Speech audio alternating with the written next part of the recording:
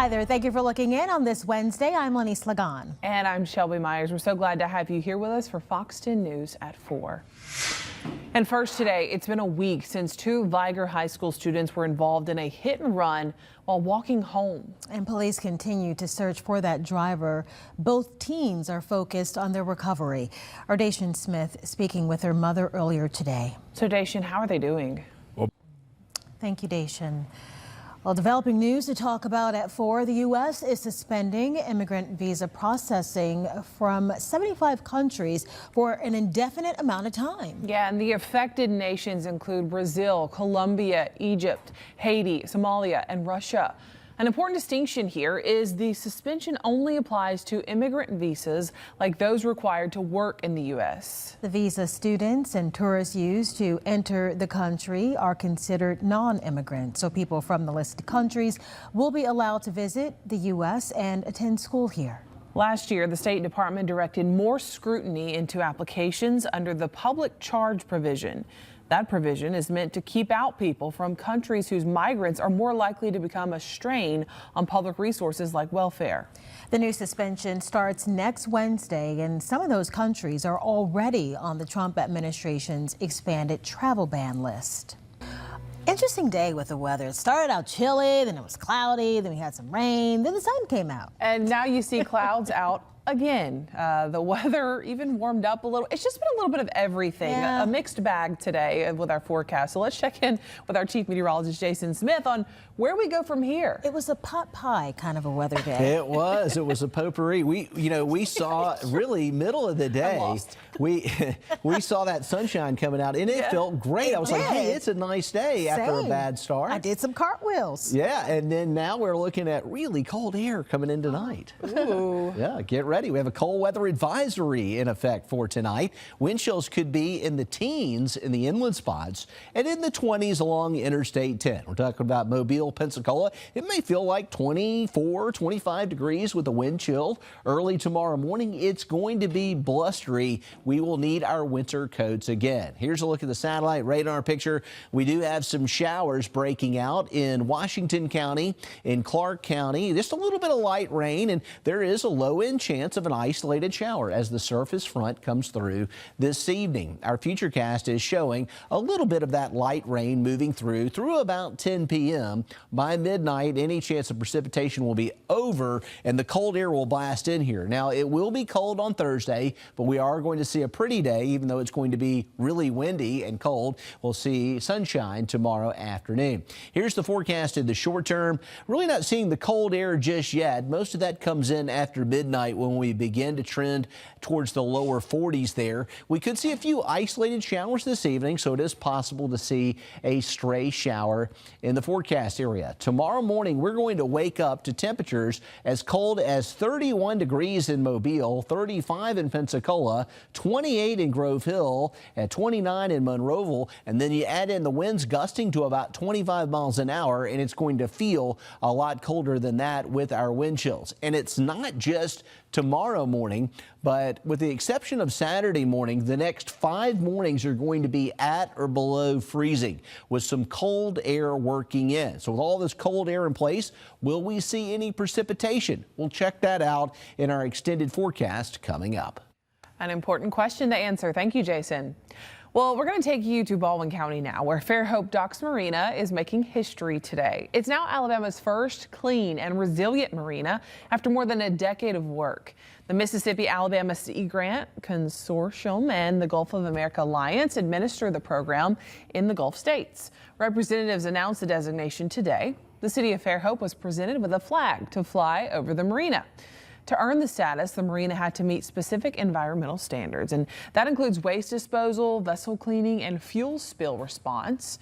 The marina also must have a plan, a disaster one, to respond quickly to the threat of natural disasters and the ability to rebound quickly in its aftermath. Data breaches, hacks, and everyday scams keep identity theft and fraud around as a constant threat. And a new Wallet Hub analysis ranks which states are most vulnerable based on complaints, losses, and how strong state-level protections are. In today's Watching Your Wallet, consumer investigator Carice Jackman breaks down the results and simple steps to help protect your personal information. Comedian Trevor Noah is hosting the upcoming Grammy Awards. It's going to be his 6th, but last time.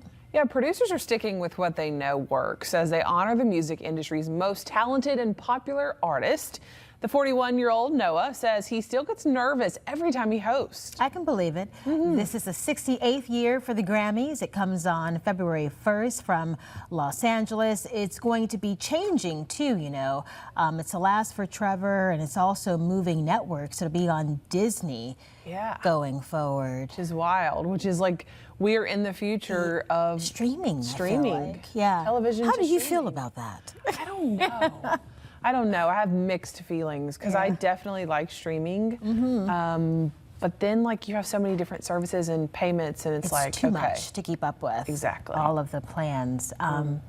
And Trevor's nominated too for a book narration. So we'll see if he wins that. We'll see how will that go. And congratulations to myself. Yeah, right. All right, the 4th teaser for Avengers Doomsday has been released online. I saw it.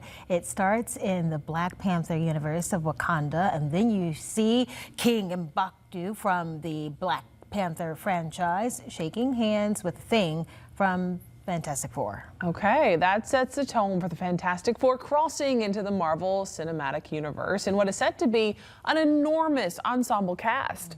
The cast from the Thunderbolts will also appear, as well as several characters from the X-Men series of films. It's gonna be a lot going on. It hits theaters in December. You know, I love that they start with this scene here too. With every time I want to say his name, I want to do it because he always hits his chest when he says it. I love him. But yeah, it'll be interesting. I'm glad I saw Fantastic Four because they're going to be in this one. And I know you're going to be the first to watch it when it comes out, Shelby. Oh, yeah. No, I love Wakanda and Black Panther. That movie was amazing. But I've seen here and there some, but I'm not a huge Avengers like. I know there's so many people that are. I just haven't seen all of them. I haven't caught up. Yeah, well, don't watch the last one because it'll make you very upset with what happened to Iron Man. I hear. All right, when we come back, I'm going to sit down with a special guest to talk about an upcoming conference for leaders and entrepreneurs alike. How you can sign up in a live studio interview next. But first, Jason, we got to check out that forecast. So it warmed up today, and that's going to stay? Well, welcome back into Fox 10 News at 4. 68 Ventures is excited to once again host its Chasing Greatness Conference, a leadership and entrepreneurship summit that gives you the tools to bet on yourself. So I love that. Here with more on this conference is Kim Garrett. Thank you so much for being here. Well, thank you for having me. So this sounds like such an exciting conference and really for leadership. It's the 4th year it's been running. So what makes it so special? It's special because it's for everybody. I think someone might be sitting there thinking, oh, it's not for me. But if you are wanting to be challenged, if you want to grow, it's beginning of the year, perfect time for it. Come in here. Not only will it be meaningful from what's being shared from the stage, but then all the connections in the room, the relationships. That's at 68. We know that's really our power, is our team, who we surround ourselves with, and just the opportunities that we can all leverage from the relationships in the room. So that is why we want everyone to come on out to be a part, and they will walk away truly impacted. Yeah, who you know is almost as important as any skill. That's right. So all of that mingling is sure to be good as well. Who were some of the speakers expected to be there? Oh gosh, well, it's a great blend of local people who we know, we love. Our previous mayor, Sandy Stinson, is going to be doing a panel with his son talking about what fathers can teach that markets really can't. So a great conversation between the two. Our founder, Nathan Cox, will be leading the day. It's a lot of his circle and just incredible people that have poured into him, and all folks who are not necessarily going to be talking about their successes, everything that they got right, but their failures, things that they learned from. Really, you see where you think about chasing greatness, you see all these people who were so incredible and successful on the stage, but they're going to be talking about what it took to get there. So lots of stories, a lot of things. All of our speakers are on the website, so everyone can check out and see who's coming. Yeah, you hear many people talk about all the no's you get until that yes finally comes in. So about persevering and not giving up. That's right. So who should come to this? Are we talking men and women alike, old, young? Who should come? Everybody. So it'll be a full room. It'll be the decision makers to the students who are in college who are looking to learn and glean from those who are made it or are still making it. So everybody is welcome, men and women. The tickets are going fast. It's going to be a full sold-out room, so certainly get those today. But it's open for everybody. And it's coming up quick. It's next week, right? That's right. That's right. Countdown is on. So talk about where it's going to be located and how you can get your tickets. That's right. And this is a special year because we're moving it to Mobile. So to have it downtown at the convention center, they can go to 68ventures.com, purchase tickets. All the information is there. It'll be just a one-day conference. So it's not like you're having to travel, go anywhere, really make a huge investment of time and resources, but just committing one day to starting off the year right. Okay. Anything else that you want to add before we let you go about this conference or how people can get involved? I think it's to spread the word, to come solo, to bring your friends, but even if you're feeling that stirring of, hey, this is something that I want to be a part of, this is an opportunity for me, just sign up and come, and they will not regret it. Okay, Kim, thank you so much for being here and talking more about this. Of course, you can rewatch this interview, share it with someone you know if you want them to come to the conference with you. It's going to be on our website, fox10tv.com, and look for it in the studio interviews under the menu section. It'll be posted shortly after this newscast.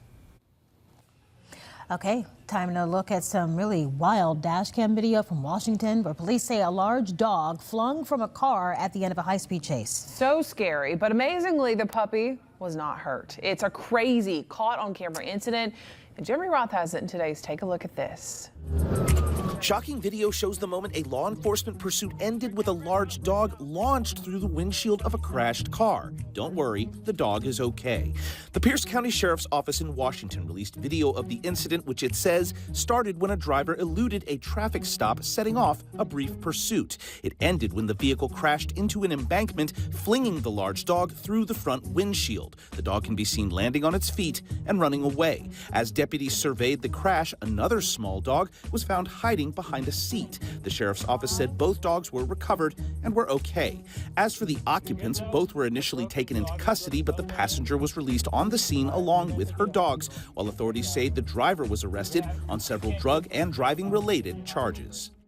A kitten that ran scared from a hit-and-run crash was found unharmed, and the owner has a close-knit cat-loving community to thank. KMOV reports St. Louis area resident Mickey Mahoney was driving home from a vet visit with 6 foster kittens in her car when she says she was hit by another car. Then all of a sudden there was a bump, and the car just started spinning. Mahoney's car ended up on its roof, and she was taken to a hospital as a precaution, but one of the foster kittens was discovered missing. After an unsuccessful search, Mahoney reached out to 10th Life Cat Rescue, which put out an urgent Facebook message for followers to be on the lookout. The social media gambit worked. 6 hours after the crash, Caden was found unharmed, huddled against an interstate barrier. She was returned to Mahoney safe and sound, and all 6 kittens will soon be available for adoption. You're my baby.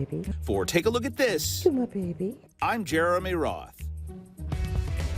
A mystery decades in the making. Find out how precious pieces of history are making their way back to a veteran and the emotional journey they represent. That story is coming up.